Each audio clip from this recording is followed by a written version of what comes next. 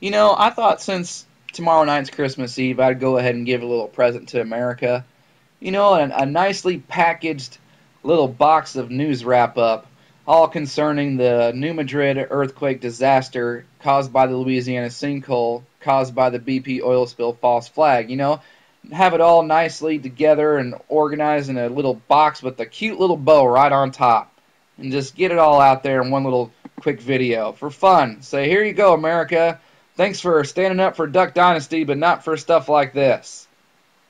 We're going to start at the beginning. This is from the Huffington Post, April 30th, 2010. This is how the bankers control everything and how they cause all these things to happen. Because he who controls the money controls the land. That's what they say, and this goes to show that that's pretty much the case. Goldman Sachs reveals it shorted Gulf of Mexico. In what is looming as another public relations predicament for Goldman Sachs, the banking giant admitted today that it made a substantial financial bet against the Gulf of Mexico, one day before the sinking of an oil rig in that body of water. Now, to people like me, it's not a surprise because I've done my research and find out that every time we have these major disasters and catastrophes, these bankers make lots and lots of money. So, right around that time, we started doing countrywide earthquake drills. And what's funny is that my mom has lived in Illinois her whole life, 60 years. And she said just a few years when they started this ago, so she thought it was funny because they've always done tornado drills but never earthquake drills and never thought anything more about it. Right in front of your face. Can't connect the dots. Now, shortly after that BP oil spill took place, we had this sinkhole that popped up in Assumption Parish in Louisiana there, off the coast of the Gulf of Mexico. And it literally has become the biblical abyss. Every time they measure it, they run out of tape, so they have absolutely no idea exactly how far down this thing goes. And it continues to grow out of control. I touch on it every now and then and report on it. This is the last time I did, and this is from last month from their local news down there. Microquakes raise sinkhole concerns. Just going to read this one paragraph. Since Saturday, parish officials have noticed a sharp increase in micro-earthquakes. When the small quake started about 2 weeks ago, there were about 10 to 15 a day. This week, parish officials have seen around 300 to 500 micro-earthquakes a day. So it continues to get more and more unstable, and there ain't nothing anybody can do about it.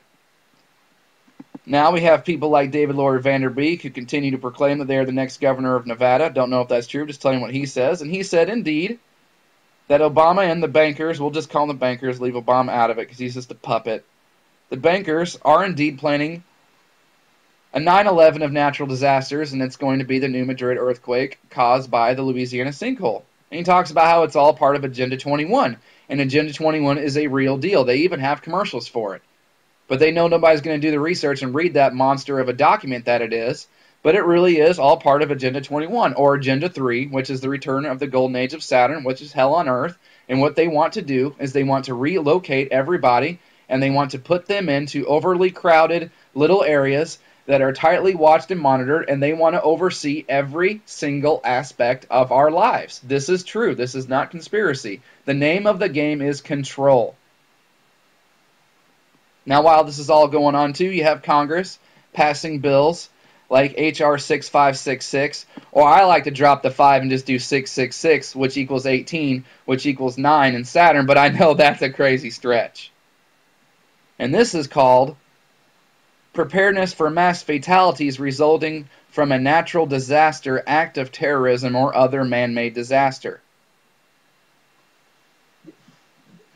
And then what's really interesting about this whole thing is that you find out that back in 100 years ago, 200 years ago, when these New Madrid earthquakes happened in 1812, and they were the biggest earthquakes in American history, that they happened and they were preceded by the appearance of a great comet, which was visible around the globe for 17 months, which sounds a whole lot like Comet Ison, which was considered a great comet that was visible all around the globe.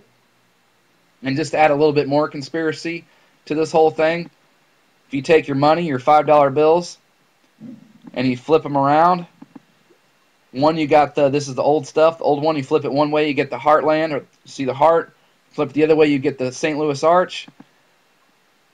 Then you flip the new ones around. Now, there's no Heartland, there's no arch.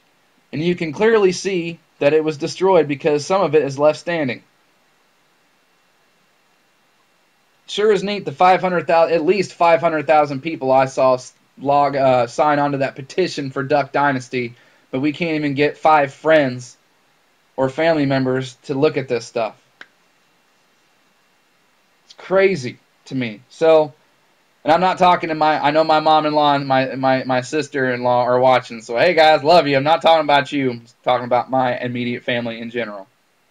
So, thanks to everybody for watching. Thanks to all my teammates and subs, and Merry Christmas, America. Have a good one. Thanks, teammates.